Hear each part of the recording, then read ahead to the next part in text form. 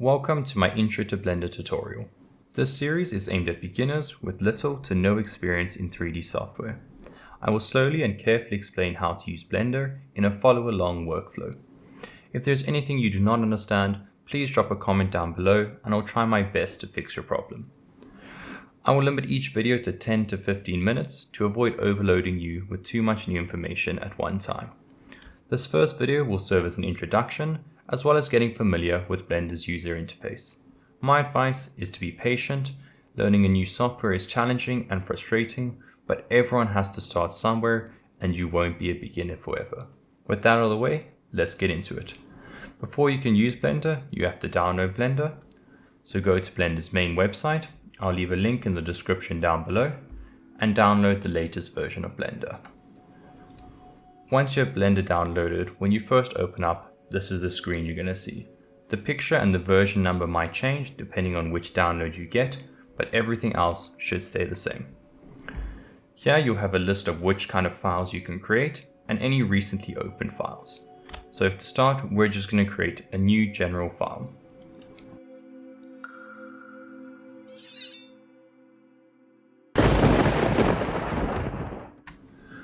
Once you've opened your general file, you're going to be greeted with this screen. This is what we call the 3D viewport or just viewport. Here is where you'll interact with your scene.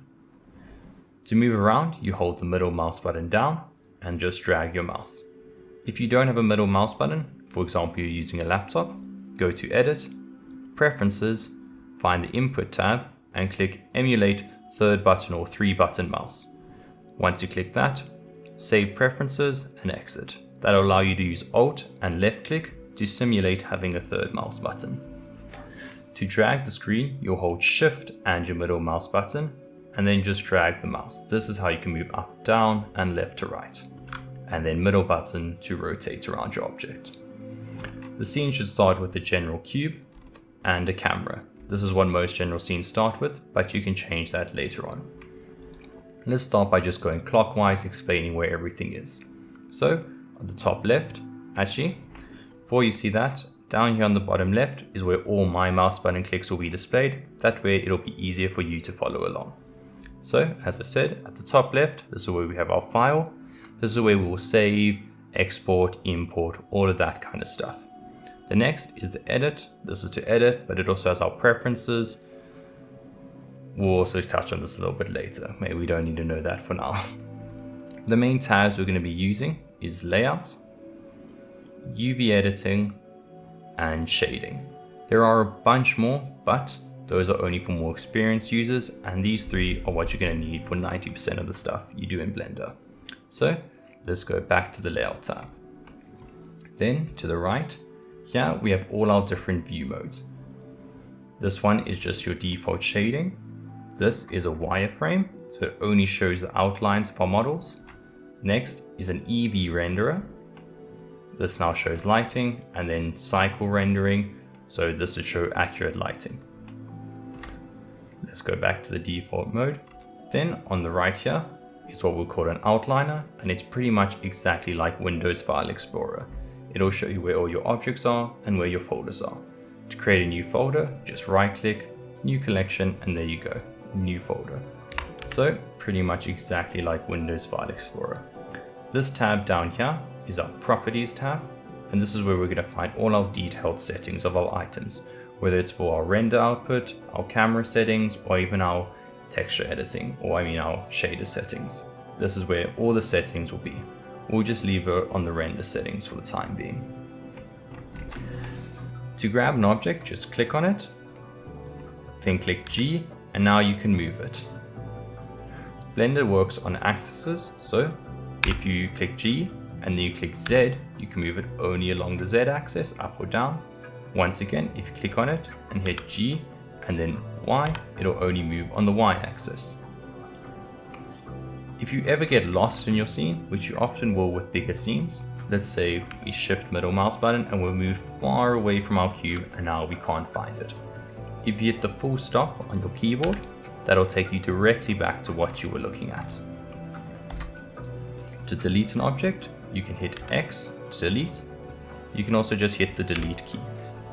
To undo an object, Control Z, that'll bring it back.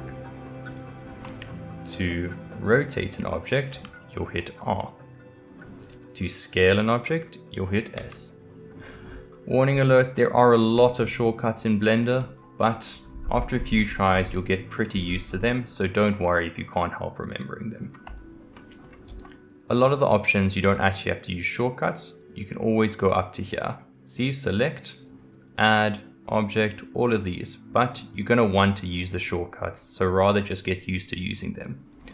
If you ever don't know what a shortcut is, you can just Google on Blender's website or even just in Chrome, and you'll definitely find which shortcut you're looking for. So let's delete this main cube, so hitting X. And now let's add something else. So we hit Shift A. This is where we get all the lists of objects we can add.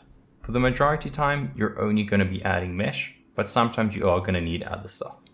So let's look through the meshes. We've got plane, cube, circle, UV sphere, and a bunch of other stuff. So let's add in another cube. There we go. Now when you add an object, you'll have a normal little panel that pops up here. Sometimes your metrics will be different. Mine are in centimeters. I think the default might be meters, or depending on if you're American, they might be inches or feet.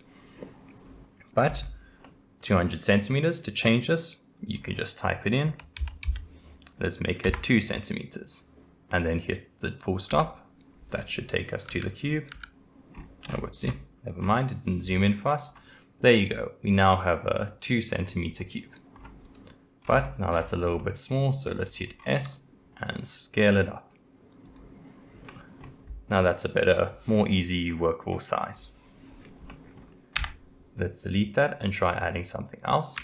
Shift A, and let's add a UV sphere. Now the UV sphere is a bit more complex than a cube, so we're going to have a little bit more options. Here we have segments, which are just the rings horizontal or vertical.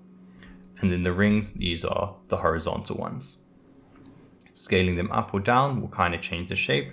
It's really much just changing how much detail the UV sphere has. You can also just type instead of scrolling the slider. And also in all of these tabs, you can even type in multiplications. So if you wanted to do 12 star, which is the time symbol, by 3, it'll also accept that. I'm pretty sure it even accepts things like pi. No, it doesn't. My bad. Well, that's pretty much all you're going to need to add items. Let's see what else we can add. The other ones we're going to mostly use is a light. So you get point, sun, spot, and area. For the time being, we're just going to use point. And then a camera as well is also something you might want to add in case you delete or need to move your camera.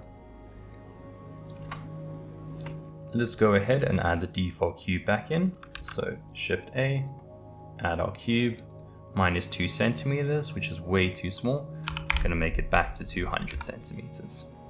See, there we go.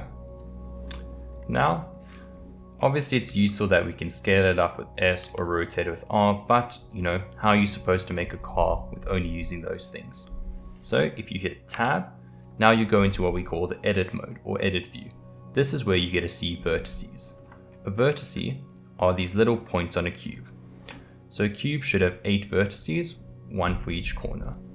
You also have edges, so if you go up to the top left, select edge mode, these are now the lines that connect the vertices. And then the third way is faces. These are the faces. And you can just select them. Let's go back to the vertice mode. To grab a vertice is the exact same as grabbing an object. Just click on it, hit G, and then you can move it. And once again, you can move it by hitting G or Z, up the Z axis, Y for the Y axis, and X for the X axis. You can also select multiple ones and move them at the same time.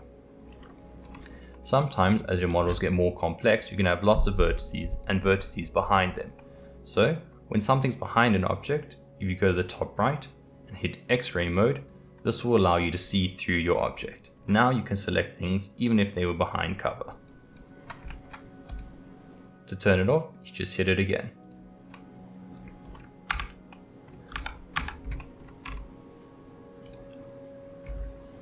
I think that's the basics for getting used to the user interface, so let's just quickly recap what we've learned so far.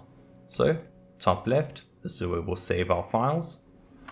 In the middle is all our different tabs. The main ones we're going to be using: layout, UV editing, and shading. Those I'll discuss in later videos. Go back to layout. Next is our different view modes: normal, Eevee rendered, shaders, and wireframe view. Then our outliner to find where our objects are and how many we have. And then the property tab for detail settings. I think I'm going to leave the video there. Stay tuned for the next video.